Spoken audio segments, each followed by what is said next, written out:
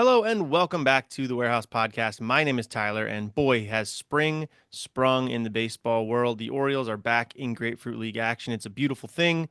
Granted, there's only like one game a week you can really watch because Maston only, decided to broadcast like 8 games this year, and then maybe you could listen to the Phillies announcers or the Pirates announcers if they happen to be lining up with the Orioles. But who cares? It's baseball. It's better than absolutely nothing at all. So we'll take it. But we're not going to be talking about that on this episode of the show. There's been no big news. And I feel like talking about spring training performance is relatively pointless. So what we're going to do is continue our run through the position groups. We have so far done the starting rotation and the bullpen.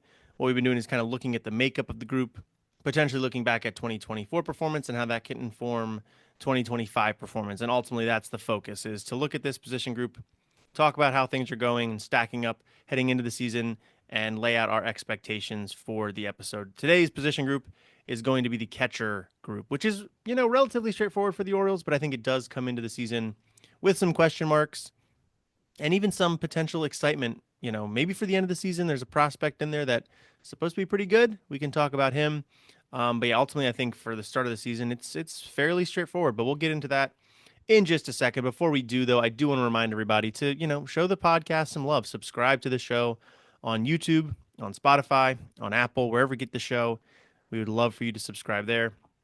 On YouTube in particular, I think we're at 296 subscribers right now. If we can get to 300 by opening day, that'd be awesome. And it gets easier. Every person that signs up, it gets easier to get the next person. So subscribe there. It's totally free. You'll get our podcast to your main, feed there.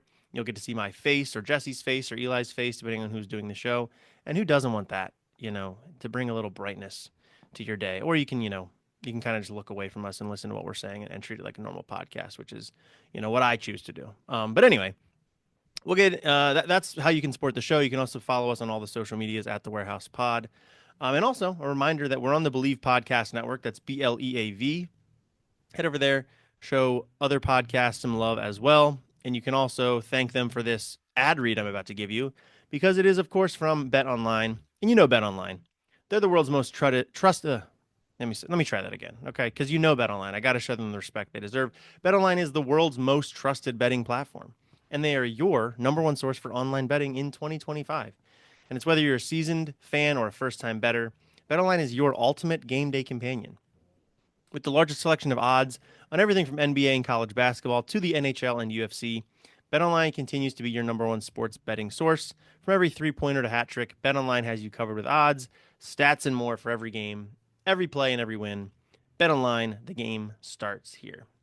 All right, let's talk about the catching situation in Baltimore. And I think, it really begins and ends with Adley Rutschman. Because heading into the season, the Orioles starting catcher is, of course, going to be Adley Rutschman, and his backup is going to be Gary Sanchez, a newly signed player, essentially replacing James McCann. But very clear, there's no, shared position here. This is Adley Rutschman's position. And I think going into last year, it felt like the year where Adley Rutschman was really going to assert his dominance on the league and kind of say, like, yeah, like, I am the new top catcher in baseball. Like, thanks JT Realmuto, thanks Salvador Perez for the last decade of kind of being those guys. But now it's me. I'm the guy. I'm outplaying the Contreras brothers, and this is the Adley Rutschman show for, a couple of seasons. You're not the top catcher for all that long. It's a tough position, a lot of wear and tear. But he was ascending. He had gone from, top draft pick, top prospect, really good in his rookie season, despite not even playing an entire season. Didn't come up until late May. So essentially got, three-quarters of a season, maybe two-thirds of a season, and was good enough to earn not the rookie of the year, but finished high up and earned himself a full season of experience and got arbitration a year sooner because he just went through arbitration this past offseason for the first time. Then last season, or I'm sorry, 2023, really good, made an all-star team. And then 2024 was the year like, okay, like, this dude's not a kid anymore. He's been around the block. And this is now his chance to be like, I am the best hitting catcher. I'm one of the best defensive catchers. And I am the best all-around catcher in baseball. And that was really how things were going for the first half of the season. Through June, Adley Rutschman looked exactly like what I just described. And I'm not, you don't have to take my word for it. If you look at his first half numbers, his splits, I'm looking at Baseball Reference. The first half, which isn't even, totally fair because he does start to dip in July. Obviously, spoiler alert there, he starts to struggle in July. But through the first half, the All Star break, hits 276 with a 339 on base and a 441 slug for a 780 OPS. 16 home runs before the All Star break. After the All Star break, he hits 207 with a 282 on base percentage and a 303 slug. That's the number that really, really hurts for a 585 OPS. Almost 200 points dipped off his OPS. A lot of that coming from the slugging percentage, which dipped by almost 140 points by itself. Hits only 3 home runs after the All Star break to finish with 19 after, hit 16 before the All Star break. Looked like he was going to be like maybe a 30, maybe, 25, 30 home run guy. Ends up with not even 20 home runs. And really the power numbers in particular really, really took a dive. And I think what a lot of people have kind of surmised is that he was hurt in some way, shape, or form. There was a foul ball in late June that he was behind the plate catching. Foul ball back, went off his right hand, which it wasn't like behind his back or, inside of his leg or anything like that. You kind of the common places you see catchers sort of hide the arms sometimes. It went right off his hand. He, I think, had a wrap on it the next day. Might have taken a day there, but then was right back out there catching and DHing like he regularly does. Never took an IL stint. The Orioles never said anything was like, you know, particularly wrong with Rutschman. They kind of just attributed anything he had to normal wear and tear of the position and of a 162 game regular season, and that's just how it was from late June through the end of the season. And you can see the numbers as I just shared them, really, really bad, particularly on the power side of things. 303 slugging is pathetic. 3 home runs, it's not high volume. Obviously, different players have different barometers, but 3 home runs after he hit 16 in the first half, something feels off there. And then you can even look at his Baseball Savant. I don't have it up here on the YouTube page, but go over to his Baseball Savant. And what you can do is look at his outputs by month throughout the season, and you'll see his exit velocities go down month after month, his barrel rates go down month after month. Um, just everything dips as the season goes on. And I think you just start to kind of connect those dots to be like, this guy didn't forget how to play baseball in one fell swoop. I was looking at, I can look at it right now. His numbers on Fangraphs, where they have WRC plus, and he had a 104 WRC plus for the season. That's 4% above league average for weighted runs created plus. In 2023, he had a 127 WRC plus, and in 2022, a 135 WRC plus. If you do his splits for the season, again, kind of breaking it up by month even, and I'm trying to get to it in March and April. I think they played like 1 or 2 games in March last year. Had a 135 WRC plus in May, a 122 WRC plus in June, a 145 WRC plus. Then in July, right after that injury that he never admits to, a 45 WRC plus. August, a 75 WRC plus. In September and October, a 70 WRC plus. And I think in the playoff games, he wasn't particularly good either. I believe game one, he went like 0 for 4 with 2 strikeouts. Like that was kind of just the norm. And I think for the entire second half, I was looking at it. I think his WRC plus for the entire second half was like 70.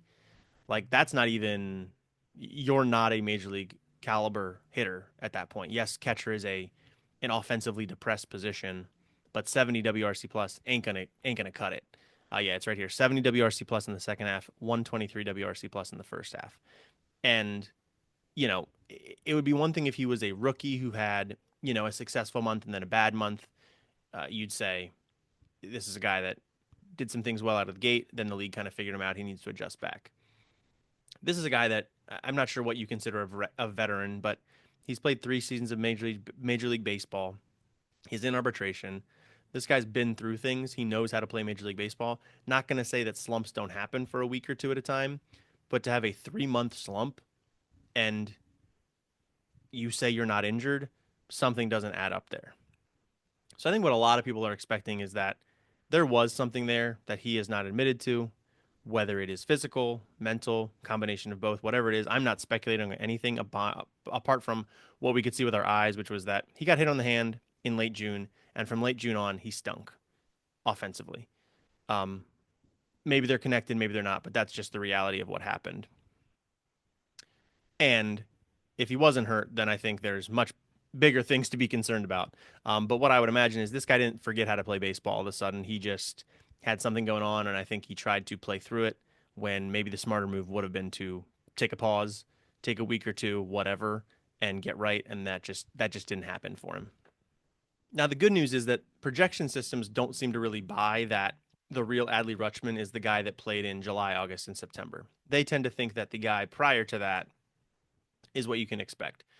So if you go to Fangraphs and look at their Zips projections, they project him to have a 121 WRC plus and to be worth 5 wins. That would be great. And that would be get him back to kind of where we expect him to be. As I mentioned the WRC pluses earlier, but 2022 was a 135 with 5 WAR. In 2023 was 127 with a 5.4 WAR. 2024, obviously a 104 WRC plus and a 2.8 WAR. And then this season, they expect that pattern to kind of get back and be like a 5-win player, be 20% above league average as a run creator. And that's really what the Orioles need here, because the differences are stark. I think obviously a the regular Adley Rutschman you expect from the first 2 seasons is a guy I think you can put in the middle of your order. You can put him second in the order. I think ultimately, like what the Orioles dream and hope is that Jackson Holliday sorts himself out to be the leadoff hitter by, June. Gunnar Henderson number 2, and then you kind of figure it out from there. Maybe Rutschman 3, Tyler O'Neill 4, Ryan Mountcastle 5, like some combination of those. So Jordan Westburg, you got get involved in there somewhere. Like I kind of forget about him because of the injury stuff. But the Orioles have plenty of options. Colton Cowser in there somewhere. There's a lot of options, but I think like ultimately you want an Adley Rutschman that's 20% above league average, and he's in the mix, creating runs, driving in runs. If he's the 104 WRC plus guy that he posted his overall numbers last year, although at no one point was Rutschman really a 104 WRC plus guy. He was either the 120 guy, 130 guy who was a star, or he was the 70 guy who was abysmal and honestly unplayable. They played him anyway, but the performances were ludicrous. It was poor. He would admit to that, I'm sure. He was never really the 104 plus WRC plus guy. But if you want to pretend he's the 104 WRC plus, that's an everyday catcher. That's a good catcher, but that's not a guy you're hitting in the middle of the lineup. That's more a guy you're hitting towards the bottom of the lineup, maybe 6, 7 to kind of get uh, some pity RBIs here and there. But he's not a guy you're really counting on to be like your run creator in the middle of the lineup. And then, as I just said, if he's a 70 WRC plus guy, if the second half is really him, then there's a whole nother discussion to have there where, Gary Sanchez is your everyday catcher by the middle of the summer. And I don't think that's a scenario that any of us want to play in or think about. So I think ultimately, like, the Orioles didn't act this offseason as if they felt like their everyday catcher was a problem. They acted as if they have a really good everyday catcher and they needed to get somebody that they could play as his backup to be a complementary piece. And that's why they went and got Gary Sanchez. Now, Gary Sanchez is not your classic like backup catcher that plays really good defense. That's not Gary Sanchez.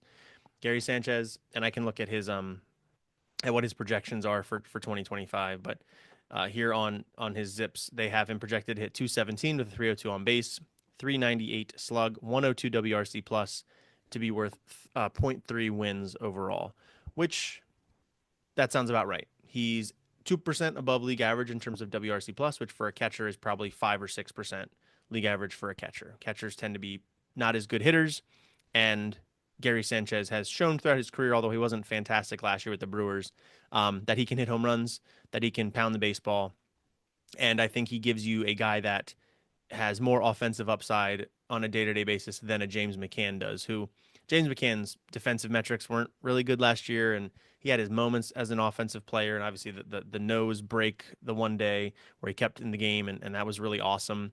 And I'm sure as a clubhouse leader, he was very valuable. But in terms of on-field production, James McCann, the Orioles aren't losing a whole lot there. I think he's still a free agent at the moment. So I think the Orioles are going for an upside play here in Gary Sanchez, and we'll see how things go there. But ultimately, it comes down to Rutschman. Like, this is the dude. I think he'll play about 100 games behind the plate. He'll DH another 30, 40 games. And then Sanchez will catch 30, 40, 50 games, and we'll kind of go from there. Now, the other X factor here is the Orioles' top prospect, Samuel Basallo. He is relatively newly dubbed their top prospect. He was behind Kobe Mayo for a long time. Obviously, a little bit younger, comes from Latin America. Usually, those guys come in because they come in younger. They come in 16. These guys aren't quite as polished as the 18-year-olds or the 22-year-olds that come in the draft. So it takes longer to build up that name recognition, and Basayo has certainly done that. Played at Double A and Triple A this year. He's not going to make the major league roster out of opening day or for opening day. That's very evident. But the Orioles have him in spring training, major league spring training for the second consecutive season to kind of just um, learn some things, to get some experience, to become exposed to these different things that come with being a major league baseball player. And that isn't usually what you do for a guy that is 3 years away. This is a guy that he's done it 2 years in a row. He's played at Double A, he's played at Triple A. He's going to go back to Triple A to start the season. You would assume this is a guy the Orioles expect to be on the major league roster sometime this year. They don't have to do that. I don't think he's Rule 5 eligible until this winter, so they could add him at that point, maybe even next winter. He's ahead of schedule, so they don't have to do that. But typically, you have your top prospect in AAA. You expect your top prospect to get from AAA to the big leagues sometime in the summer ahead. Now, where he fits is unclear. Um, it is possible that he unseats Gary Sanchez as the backup catcher by year's end. We know that in September, rosters only expand by two nowadays, not to 40 as they did years ago. There's only two extra spots, and typically, teams give one of those spots to a pitcher, and then the other spot to a guy that can do multiple things, that can pinch run, that can pinch hit, and maybe that's where Basayo fits in and also catches a game here or there by the end of the season. Zips projects him to play 130 games, to hit 250 with a 303 on base and a 396 slug, and to be worth 2 wins above replacement. I do not expect him to play 130 games for the Orioles this year, but if he really mashes, I think by midsummer you have to kind of look in the mirror and say, is this a dude we need on the roster? Is this a guy that can play a little first base? Let's look at what Ryan Mountcastle and Ryan O'Hearn are doing at the time. Are we better off with Basayo up here versus one of those guys? Could we, if those guys are doing well enough, can we, trade one of them for a relief pitcher or a need at that point? Maybe you do something like that. It doesn't seem like they have been in a position or preferred to trade from their prospects at any point this offseason. There hasn't been, I think, in my opinion, what I would argue is there haven't been the players available that would make that interesting enough in terms of ace pitchers, which is where I think sort of the one glaring hole is on this Orioles roster still. If that guy becomes available, maybe Basayo is available, but I don't know. I think the Orioles have shown that these dudes that are really elite in their minds, top 20, top 10 type of prospects, they don't really want to trade these guys for anything. They would rather have these guys on their major league roster for 6, 7 years and figure it out.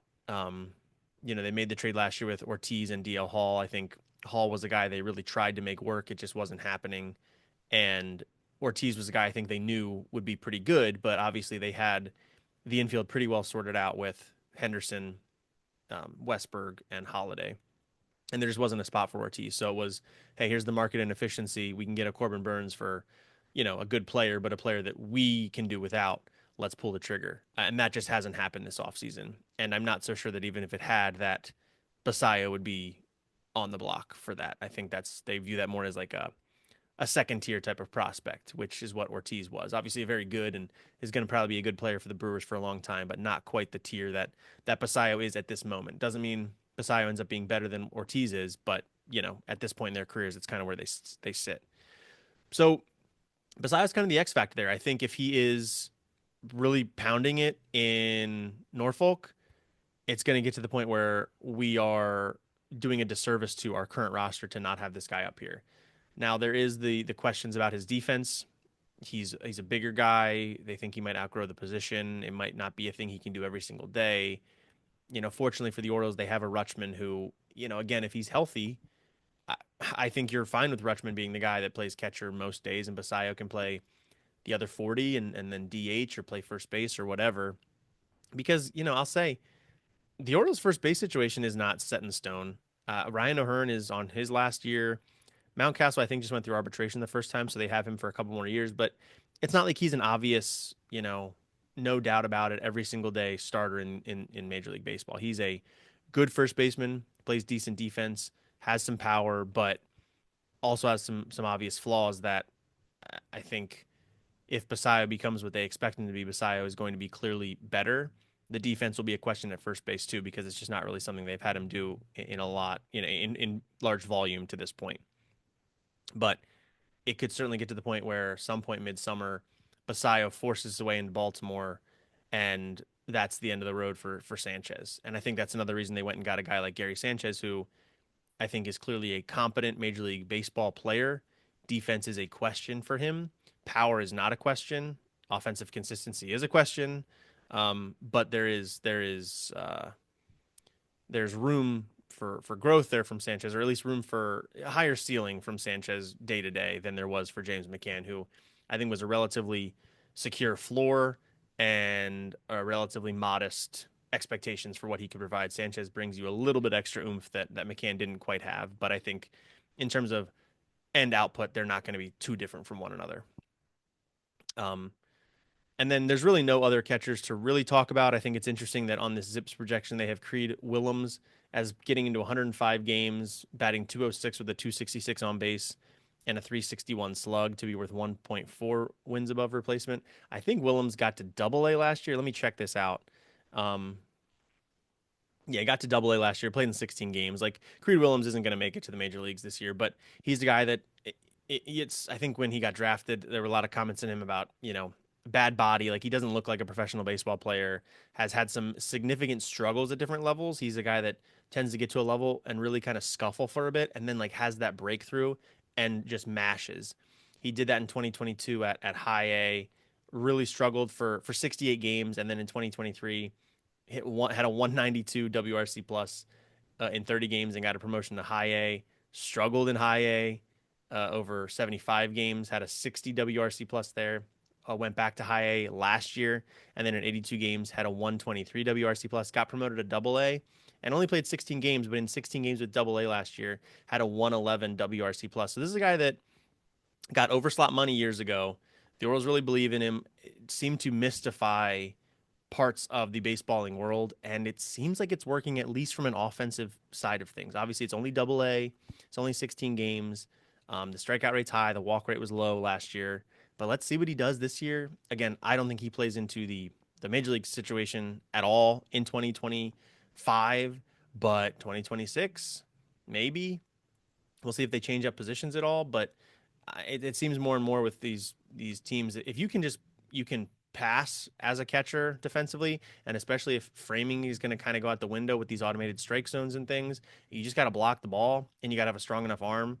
If you can hit the ball at a league average clip or even slightly above, and you can play competent enough defense behind the plate, you are now a huge asset behind the plate. And it solves what has traditionally been a black hole for teams. This is, like I said, catcher was an offensively suppressed position where you would get these dudes that can't, like Martin Maldonado, really good defender for a long time. Dude couldn't hit at all, was not even like a AAA level type of hitter, but had a long big league career because he could just get the job done defensively. That doesn't seem like it's going to be as much of a concern moving forward. So it'll be interesting there with Creed Willems. But again, not a 2025 discussion. I think for 2025, you're talking about you need Rutschman to bounce back. You need him to prove that the second half was an aberration, whether it because of something physical or mental or whatever. That wasn't him.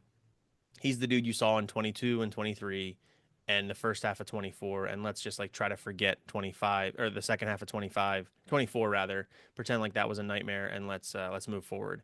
And then besides that, it's like maybe get a couple bombs out of Gary Sanchez, not let him hurt you too much on defense, and then let's prepare for the Samuel Basayo show by the end of the year. Again, I don't think he's going to come in and be the everyday defensive replacement for Adley Rutschman, but I think you could see Basayo come up, serve as the backup catcher, and also DH and play first base a little bit.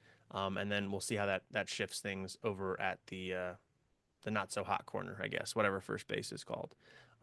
But that's about all I got for the catching situation. Like I said, pretty straightforward. Just some question marks on that second half last year, and some excitement about what Samuel Basayo might bring to the stage. So let me know what your thoughts are. Do you think Rutschman was hurt last year? If not, what do you think was going wrong with him? And then Basayo, when do you think he'll be up, and what do you expect from him in 2025. I would love your thoughts on YouTube in the comments section or on social media at the Warehouse Pod. So get involved that way. Like I said earlier, subscribe to the feed on YouTube, on Spotify, on Apple, or wherever you get your podcasts, and give us a positive review. Thumbs up on YouTube, 5 stars everywhere else. Would really appreciate it. I think you can even leave comments on Spotify now. So go to this episode page on Spotify and leave us a comment responding to what I just mentioned or anything else I talked about in this episode. That's all I got. Next up, I think it's going to be first base, and I believe that's going to be Eli coming to you with that later this week. But yeah, that's all we've got. Thank you guys so much for listening. And as always, we'll see you in the next one. Take it easy.